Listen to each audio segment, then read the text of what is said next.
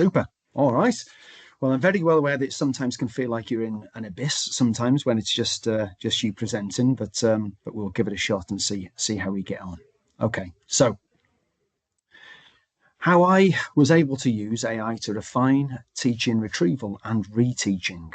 There's some points during this that I'll emphasize, which I think brings to life just how useful AI really is to us as well as the students, importantly. So it's a practical workflow using awarding body resources, AI tools, but also Nearpod. Be interested to know either during or after if anybody else uses Nearpod. I've used it for about 4 years. I think it's a phenomenal teaching tool. And Microsoft, good old Microsoft Forms when you can get it working properly. Okay, so let's scroll through the slides.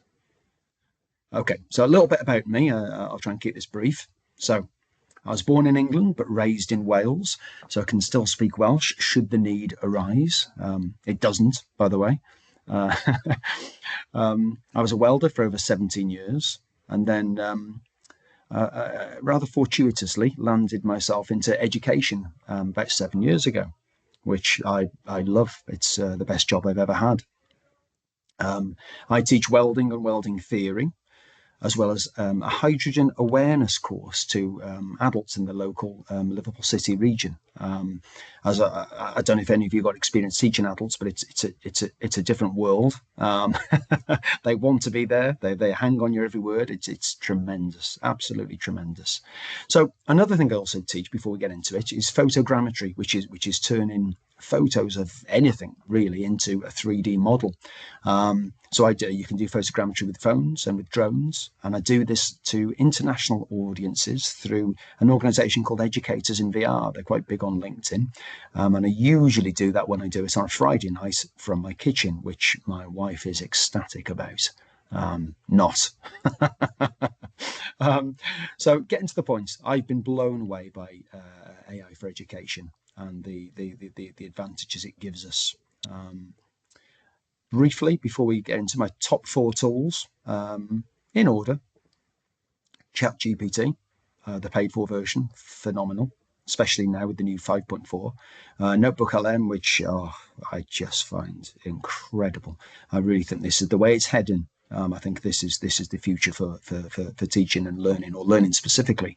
Gamma.app, I don't know if you're familiar with that. I'll show you a little what that can do later. A tremendous app or website for making presentations in PowerPoint or slides or even web pages. It's tremendous and very quick. Ultimately, Copilot, I put 2 asterisks there because I wanted to remind myself that I've heard there's a lot of updates, and I've heard that Copilot has improved lately, but my experience has not been great with Copilot. Good with some things, but I think it's always going to struggle to hit the heights of the others. But anyway, let's get to it. Right. So the problem I was trying to solve was about last September, October. I was given 4 months to teach 8 health and safety learning outcomes with ultimately the students would take an online exam, which was pass, merit, or distinction. But it was a multiple choice quiz that ultimately they have to take, and it's a very broad question bank. I think there's over 1,000 questions that the awarding body can throw at the students. So it's quite a tough gig, and historically has been quite tough. Anyway, so the issues I come up against is broad, dense materials from the awarding body. They give us lots of PowerPoints and other things, but there's a lot of content. Not always matched to what learners actually needed. And I'm aware here that you don't always pick exactly what they need to pass the test, but this was a lot of material. Unclear priorities. So it wasn't always obvious which content required direct teaching and which could be reduced or even removed. And as always, which I'll come to, as we're aware, just normal PowerPoint, whiteboard, etc., can be passive learning. So traditional slides, and it's a horrible word, by the way, traditional. It's one of my most disliked words in the English language. Slides and notes risk become text heavy, easy to copy for students, but harder to process. So how did I overcome this? So the workflow I built essentially was using the awarding body materials. I was able to make them to focused teaching slides with then a little bit more AI filtering and then to complete it, assess, analyse the data that I have from the students, and then reteach if necessary. So a bit more into that now. So it's a repeatable cycle. So bear with me for the next 5 slides. They're a bit text heavy, but first of all, I analysed the source material. So I used Copilot. I use Copilot because it's obviously it's secure. This isn't student data, but it's still awarding body data or resources. So I use Copilot to review the delivery packs and the awarding body resources, all the PowerPoints, etc., to pinpoint the content with the highest teaching priority. So it's weighted a certain way. Then the fun part was building the teaching resources. So I selected one learning objective. I used ChatGPT to create a strong Gamma prompt. So with Gamma, you can do it with your own language, if you will, or quite a lot, as you probably find with AI tools. If you use another AI tool and tell it what you want, it can help you with the prompt. So it created a strong Gamma prompt on the key points that I needed. Then, and I'll show you a quick look at the Gamma PowerPoint later. Gamma generated a focused PowerPoint in less than 1 minute, and the quality on these are I often find myself, I don't mind saying this, I often find myself during lessons saying to the students, this is a really good PowerPoint. So once you've got your PowerPoint, that's fine, you think you're almost there, but what I did was I quality checked it. So I'd used ChatGPT to get my Gamma prompt, but then I uploaded the output, the PowerPoint that was made, and then asked ChatGPT to double check that it matched the criteria that we needed. Now, it didn't always, you see, so there was a lot of iteration needed there, but I thought that's an important tip for if you're going to incorporate this into your methods. Now, for checking understanding, so I delivered the PowerPoint, and there's a bit more than just PowerPoints, which I'll talk to you later. I checked the learning through open-ended questions, which can be very good, can't they, to extract the data, not just multiple choice. But I used open-ended questions and multiple choice questions, which were made by using Copilot to create questions for Nearpod, which I'll talk about, and Microsoft Forms. So just to repeat that bit, I used Copilot to analyze the PowerPoint that I just delivered, but it extracts and make questions we can then use with the students to really try and get that knowledge out of them or not. So I uploaded Nearpod, we'll talk more about it in a bit, but I uploaded the Nearpod reports. After you finished a lesson with Nearpod, essentially all students, if you don't know, I'll explain briefly, all the students are on their laptops or computers.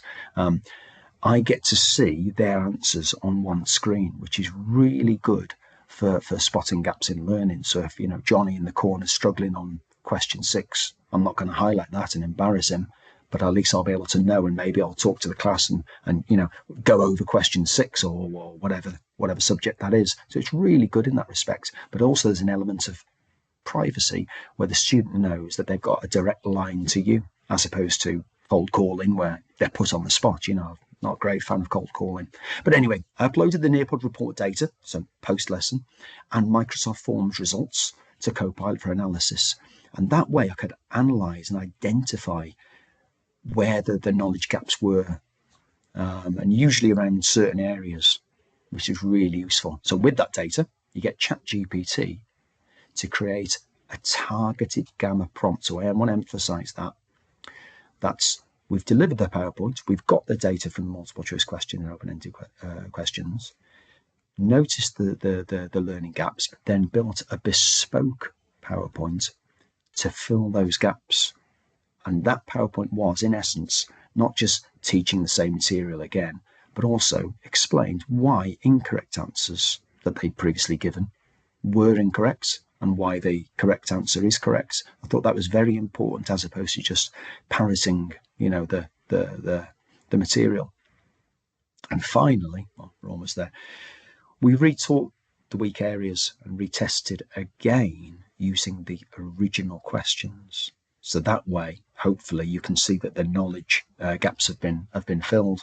And finally, check the knowledge gaps have been filled, and either refine further, very rarely needed, or move on to the next learning objective. but always retest, of course. You don't just test on that learning objective and then move on, but you're always testing backwards to keep that knowledge up. So the specifics, as opposed to me just talking with quite a few words. So I mentioned earlier that the PowerPoint alone isn't necessarily what we need, or the students need. So what changed using AI? So visual infographics. I use Notebook LM to focused infographics per lesson. So instead of just giving them a few slides, we put as much content as we could into a single infographic. And it's just nice to see the information relayed in a different way. Easy to revisit in dense notes, and a clearer visual revision route for some students. Now, this was interesting. When they're armed with their infographic and slides, I asked them, specifically from the infographics, to make questions for the class that they think that we should learn. I thought that was a really interesting way of doing things, because it really got them to think from a teacher's perspective there. And some questions that they provided were strong enough to reuse. So it was very beneficial in it, like a two-way thing there.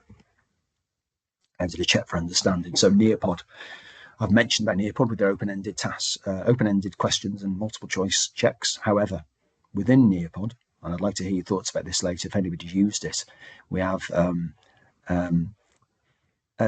something called time to climb. So it's a quiz, but it's time-based. And not only do the students have to climb up this hill and get points, not only do they do that by answering the questions correctly, but they have to answer them quicker than their peers, and that's what gets you more points. There's a great phrase there, competitive retrieval. Wow.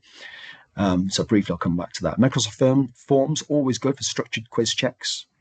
Forms definitely got its place if you can get it to work right. And ultimately, Copilot and ChatGPT, which sped, I'm sure we all do this, sped up quiz creation. I remember the days of actually looking through a PowerPoint to try and, manually create the quizzes, and it was tough. So anyway, why time to climb mattered? I'm just going to focus on this for a little while. Time to climb, this time-based quiz where you see people moving up a hill. It made them think quickly and accurately. So students couldn't simply wait. Correct answers and speed both counted. It did and still does change the energy in the room. It's a shame we couldn't do one today. Maybe we can at some point, but it really brings everything to life. The competitive format raised attention in a way a standard quiz really doesn't. And easy to spot gaps in real time, because again, I see all the data in real time, you see, so it becomes clearer quickly who was secure and who still needed support. So that's part of Nearpod, that's time to climb. Very quickly, the reteaching loop. We ran quizzes, we analysed weak areas, we built targeted resources. So I'll say that again, targeted resources. We rerun the same question set so we could get the data from pre and post. Now, what AI added to a normal workflow? So, as I mentioned, quicker quiz creation. Say ChatGPT converted content into forms ready multiple choice questions, because I've tried doing manual drafting for Microsoft Forms, and that was tough as well. But that worked really well. Focused slide prompts, so clear, concise slide content was generated from raw materials rather than built from scratch. Wow. It's very hard to go back to manual PowerPoint making or slide deck making when you've experienced Gamma. Faster source filtering, so dense awarding body materials reduced to teachable priorities quickly. And faster gap analysis. Weak question areas were identified and grouped more efficiently for reteaching. So the outcomes, what did we see? Okay. So I've done this with several classes since then with similar results, but this is the first class that we're honing in on now, the first time I did this. There's 16 candidates with 87% pass, merit or distinction, which I say again is it's a good result. 25% achieved distinctions, so we were really happy with that. So the outcomes sat alongside stronger engagement and clearer gains after reteaching. Now, my takeaways, I see we're ahead of time a bit here, so I'll share with you some material after this. So my final takeaways here are what worked well. So AI helped to sharpen decisions about what to teach. It's phenomenal in that regard. The infographics and student question creation, it improved engagement, especially with a subject like health and safety, which is not the most exciting in the world. It's needed, it's mandatory, but sometimes that can be tough to teach. But it was good to see the enthusiasm of the students for the infographics, and again, something different. And the quiz data becoming genuinely useful for reteaching decisions. Again, perhaps we're all familiar with the times that we will do our multiple choice questions or quizzes, but then of course you have to spend a long time going through the data to work out gaps. It's very laborious. Okay. Anyway, what needed care? So this is a good learning experience for us moving forward. So Gamma could overfill slides sometimes. I mean, I've tried a lot of different prompts, and some work, some didn't. But if you're going to use Gamma, be aware that it can fill them with a lot of text. Notebook LM was useful, but harder to steer slide by slide. So Notebook LM does tremendously lovely looking slides, but they're not always as you would want them. So it's a bit hit and miss in that respect. They do look beautiful. And AI worked best as a thinking partner, not as an autopilot. So AI in general here, there's a podcast I listen to called ChatGPT Experiment. And he says that AI should be called Amazing Intern.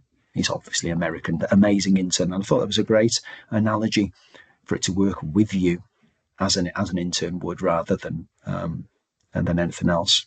So just a few of the little takeaways, and I think one of them these is particularly relevant. So it helped me tighten the full cycle of teaching, checking, reteaching, and measuring improvement.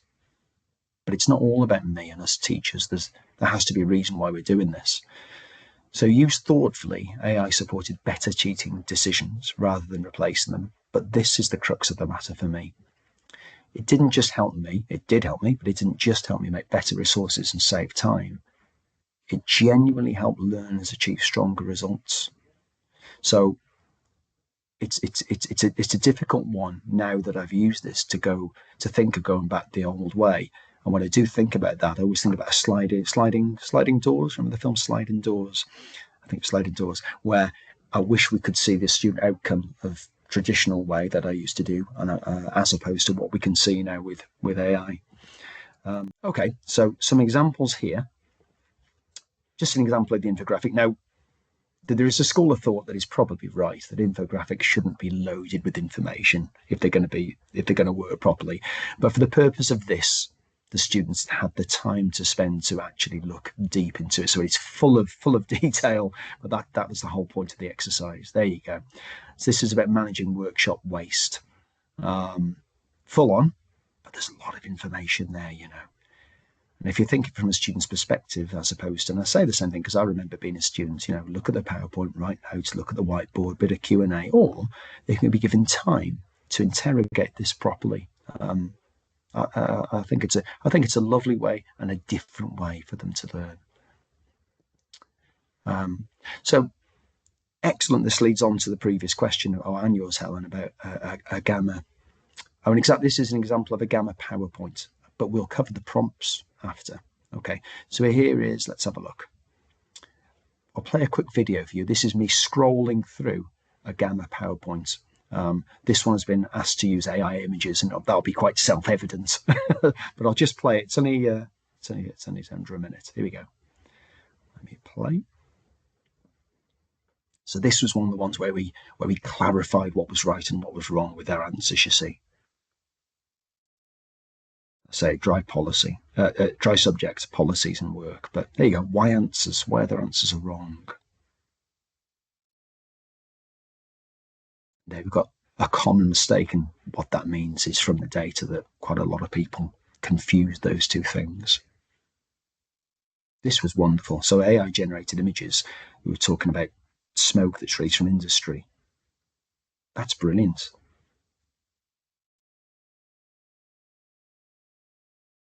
At the end, we have, there you go, a final slide for the students to give them additional resources and just next steps, what they need to review. So that's an example of a Gamma a Gamma slide deck. But as I said, the beauty of this is you can make anything you want from your prompt. Social media post, I don't do that, but you could even make this. Maybe we can cover this again at some point, but it even makes its own web pages as opposed to a PowerPoint. Because I've always thought sharing a PowerPoint with students is clunky. You've got to upload it, they've got to download it. That's instantly 25 versions, or even if it's available on Teams, it's still a bit clunky. But you could have literally that content of that PowerPoint in a web page, and it's worked very well for my students. So here's a quick example of Notebook LM's dashboard and output. So I'm going to play 2 clips here. I'm not going to go too deep, but I'd like you to remember this one. So with Notebook LM, you can use it free. You can pay a small amount. I think there's sometimes good deals if you've got an educator's email address, and that's how I was able to sign up. It can make videos of any source that you put in. Sources can be PDFs, audio, videos. I'm sure the videos actually, but also YouTube links. You can have many sources, and what it will do, it will condense it and give you an output. This is, I'll call it a normal video output of the slide deck. So I'll just play a little clip. It's not bad. It used to be great, but we'll come to that. Here's a little clip of it then. Okay. It's a screen recording of what you see there is the Notebook LM dashboard. Play the video. That was our subject that I've just been telling you about, managing waste materials. There you go. And this is the video. This is your essential guide to managing workshop waste safely, legally, and responsibly. All right, let's start with a question. An oily rag and a gas cylinder. What do they have in common? The answer? They're both your legal responsibility under the duty of care. Get it wrong, and it's dangerous and illegal. This all follows the waste hierarchy. Just look at the steps. Notice how disposal is the absolute last resort. Okay, so first, let's break down the difference. Every single waste stream gets a unique EWC code for work. Who are the 3 key people who need to sign this note? You got it. The producer, that's you, the carrier, and the site. This chain of custody is non-negotiable. Okay, so that's a standard subscription video from, I think I've just put a series of slides in there, which I thought was very impressive. It still is very impressive, but there's a higher subscription that me and my friend have split the cost of for Notebook LM. It's quite a lot of money, but I want you to look out for these in the coming future, because this is definitely going to play a part in education, in my opinion. There's something called cinematic videos. That's a standard video. The next thing you'll see now is, here we go. So this, what you'll see, the output from those slides on the left-hand side. So I inputted the slides as just my source. I could have had loads of sources, but just them. And I'm hoping you should see the difference in quality of video that it made from those slides. Chemical compatibility is vital too. As noted at the bottom, certain combinations. It's clean, organized, and ready for work. But behind every tool and process here is a highly regulated flow of materials. When industrial waste is mishandled, the consequences can be immediate. A single mistake can lead to spontaneous combustion, severe personal injury, and heavy legal fines for the facility. Over the next few minutes, we will map out the complete life cycle of hazardous waste. We will cover everything from initial classification to the final legal documentation required before any material leaves this site. Mastering these compliance protocols is a core engineering. There you go. So for me, I thought there was quite a difference in quality of video there. Chemical. Helen, how are we doing for time? These are the last 2 slides, just to show the prompts that I used. Well, it's just after past. I know you've got to leave a little early though, but Okay. I'd take a couple more minutes. Yeah, okay, that should fit surprisingly well, actually. Yeah. I know, Okay. doing well. So this is the sort of prompt that I used for Copilot. So just really quickly, so you're an expert, given it its role, you're an expert at analysing student test data. Analyse this Nearpod report and Microsoft Forms data and identify the questions students performed worst on, sorted by highest percentage incorrect first. For each question, give total attempts, blah, blah, blah, blah. But ultimately, I found I'm sure you're far more experienced than me, all of you, with AI, but I found that the last part here to be so useful with any AI tool. So ask me no more, X amount. Ask me no more than 2 questions in order to do your best work. Just to clarify that bit more, and very often it did come back, but you have to limit it, of course, to 2 questions or 3, because sometimes it'll give you 20, and I'm not doing that. And I think this is we're near the end now. But quality check on the PowerPoint. Remember, I said we got the PowerPoint from Gamma, seemed to work, seemed to be really good to my eye, but we put it back through ChatGPTs and say, does this fit the criteria that we asked it to fit? Mostly yes, not always. So does the attached PowerPoint map to the gaps in learning that you previously identified from the Nearpod report? There you go. And that's it.